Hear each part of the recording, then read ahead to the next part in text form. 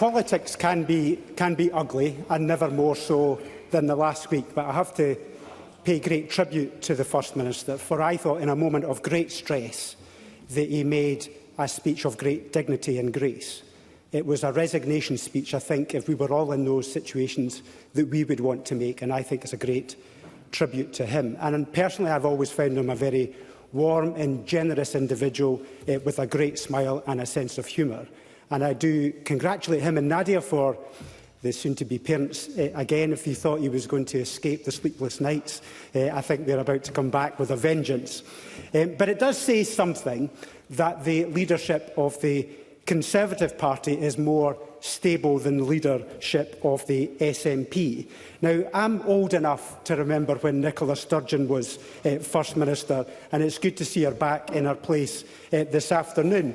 And I don't know whether she would want to make an intervention on the contribution that she made before, when she said the governance of any country cannot simply be a revolving door, that one party gets to pick time and time again who occupies the highest office in the land. Now, I don't know if she resiles from those remarks, but I'm sure the Chamber this afternoon would welcome her updated commentary on whether there should be an election now, because that's something that I think is worth considering, and that's why we'll support the motion of no confidence this afternoon. I notice she's not rising to her feet. I suspect she's ducking this one quite smartly. But this government is fond, and this is my second reason for supporting the vote this afternoon. This government is fond of saying that it's the best in the UK. Now, the best, I don't think, is how you could judge the view of the single mother in my constituency who went without food in order to pay for her private dental bills because she couldn't get an NHS dentist. Or the elderly man I met who was wincing with pain because his operation had been delayed once again for his hip operation. Or the classroom assistant who had a broken wrist right in front of me because she had a violent incident with a pupil in a class. Or the islanders who are desperately waiting for a reliable ferry service. They're not saying that this is the best, but this government is riddled with complacency.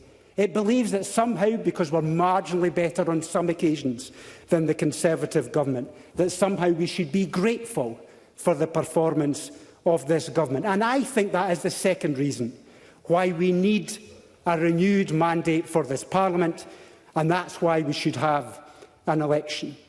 Now, Jamie Hepburn, I'm a big fan of Jamie Hepburn. Many people have heard me talk about Jamie Hepburn before.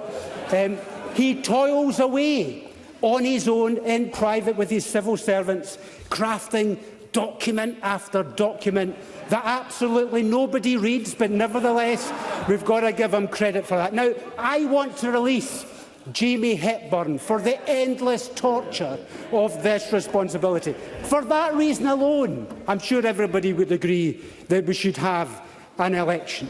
But I never thought I would ever say the words that I agree with Ash Regan. But her comments earlier on, where she said we chucked the Greens out the front door to sneak them in the back door, is the fundamental problem with this government. Because either it heals the rift with the Green Party, or it heals the rift with the public.